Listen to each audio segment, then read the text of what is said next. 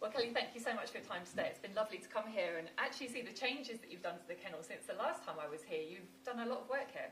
Yes, we have. Yeah, Jason, through the lockdown actually, that was really handy because Jason managed to get all the fencing sorted everywhere. But no, I mean, it's unrecognisable in here really, what we've done to it and all the insulation, and it's nice and warm as well. It's not cold, whereas you used to walk in before, and I really like it now. And you've got more paddocks and more kennels as well?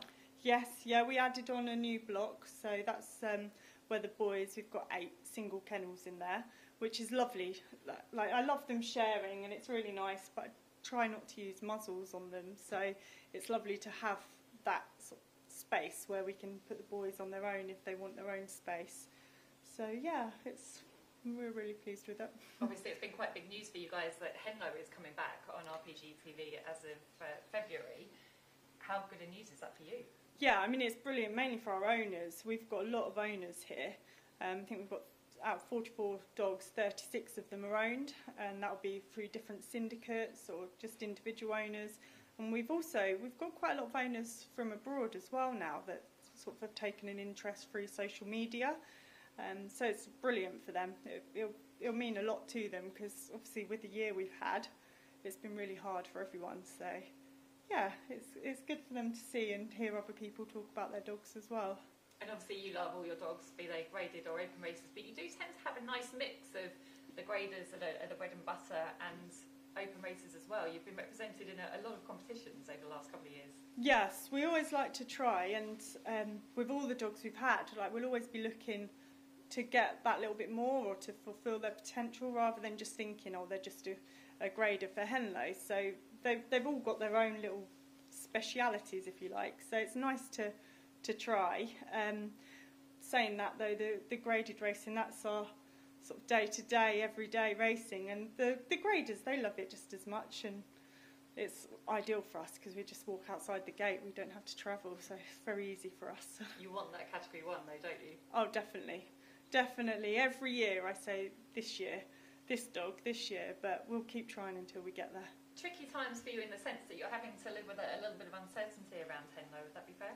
Yeah, I mean, a lot of people keep saying, what are you going to do? You know, we're going to lose the kennels, which is such a shame when you look around everything we've done and we've got the kennels exactly how we want them, but we can build it again.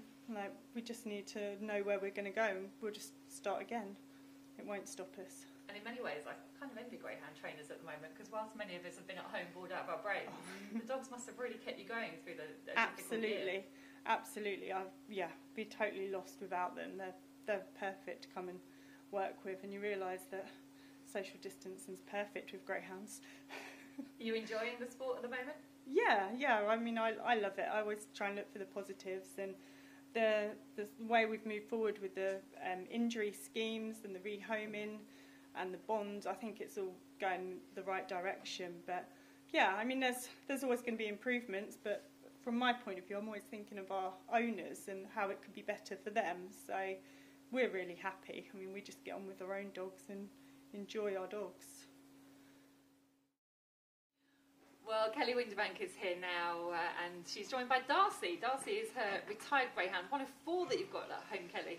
Yes, yeah, I've got Darcy, who she was my first greyhound I bought for 8-week-olds from Dunham at the time when I was still doing the rehoming. So yeah, she's a bit of a starting point to everything. And then I've got Linwood Blue Boy, who was my first dog I raced, and obviously Savannah Doney and Rosalina Reggie, who I promised would stay with us. I mean, it's amazing. Like, I'm not sure how you don't end up with an absolute house full, but 4 I think is probably enough.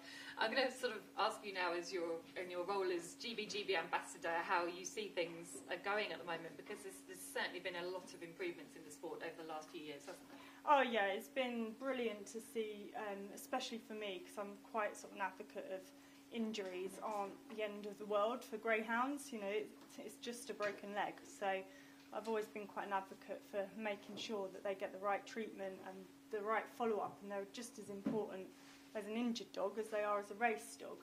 So that injury recovery scheme I think is fantastic, and I don't know the uptake, but I'd like to hope that every single person makes use of it and uses it, because that's what it's there for. And also, you used to work in the homing of greyhounds, and frankly, it was a problem. Whereas now, in many parts of the country, supply is not reaching the demand, meeting the demand. So the turnaround through lockdown has been one of the best things to come out of COVID. Yes, yeah, it has. We've had calls from different groups asking, if you've got dogs, we don't just stash the retired dogs here. They all find their homes, but yeah, I think it's wonderful. People are realising and they're getting out there. They're such wonderful pets. I mean, they're privileged to own a greyhound as a pet, I think. So no, it's really good. We've got a couple that we're always planning ahead. So I know Savannah Louis, he'll be our next one to retire. We're going to retire him in March, and I've already got somebody waiting for him. Yeah, I think the message is finally getting out there, what great pets they make. Any news from the ambassadors? Anything going on in the group at the moment? I know that they were trying to get a lot of improvements done from the tracks in getting out more information to owners, and perhaps having a bit more involvement for the owners, celebrating the racing a little bit more rather than just becoming race after race. I think it was Gail May was working on that, so yeah, I haven't caught up recently, but I'm sure they're getting on with that now. And for you, if you could click your fingers and make anything happen in the greyhound race in Wales with regards to welfare, is there one thing you would do? Just that people were only in it for the dogs. That yes, okay, people have to earn a living, but I would do this for nothing. So the dogs are the most important, and they should always be the most important. And anyone who's in it just still for money, bog off. Well said.